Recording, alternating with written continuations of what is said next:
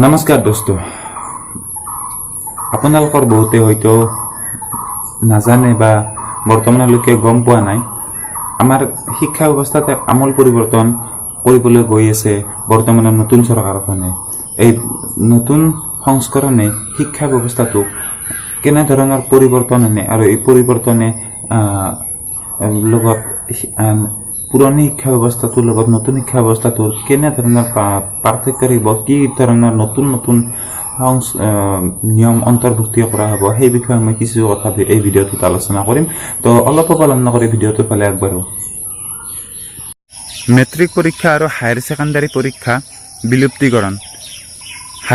কিয়নো higher secondary আৰু matric পৰীক্ষাৰ কাৰণে বিভিন্ন ধৰণৰ আশা পূৰ্ণ হৈ উঠিছে আৰু তাৰ বাবে ইয়াৰ ছাত্ৰ ছাত্ৰীসকলে বিভিন্ন ধৰণৰ ভাল ৰিজাল্ট কৰিব পাৰিম নে নাই, বা কি হ'ব যদি মোৰ পৰীক্ষা বেয়া হয়, কি হ'ব ইমান মাৰ্ক নাপালে কি হ'ব, বিভিন্ন ধৰণৰ বেমেজালিয়ে বা বিভিন্ন ধৰণৰ ভাৱধাৰা মনলৈ আহে আৰু তাৰ বাবে মানসিক হেঁচাত ভোগে, মানসিক চাপত ভোগে।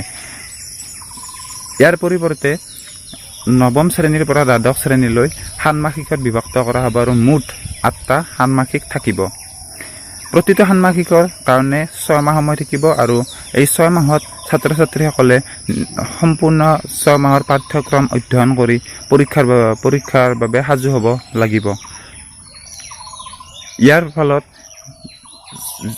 যিসকল ছাত্ৰ ছাত্ৰীয়ে পৰীক্ষাৰ আগত, বিশেষকৈ মেট্ৰিক আৰু হায়াৰ ছেকেণ্ডাৰী পৰীক্ষাৰ আগত মানসিক চাপত ভোগে, সেই চাপৰ পৰা বহু পৰিমাণে মুক্ত হ'ব পাৰিব। 2 নম্বৰতে স্কুলীয়া বেগৰ ওজন নিৰ্ধাৰণে ছাত্ৰ ছাত্ৰীসকলক বহুখিনি মানসিক হেঁচাৰ পৰা মুক্ত কৰিব।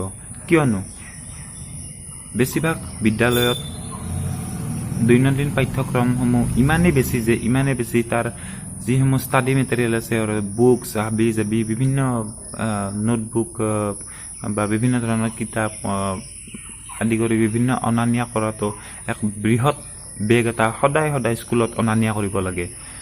গতিকে এই অনা নিয়া কৰাটো বেছিভাগ ছাত্ৰ ছাত্ৰীয়ে এক বোজা বুলি ভাবে আৰু এই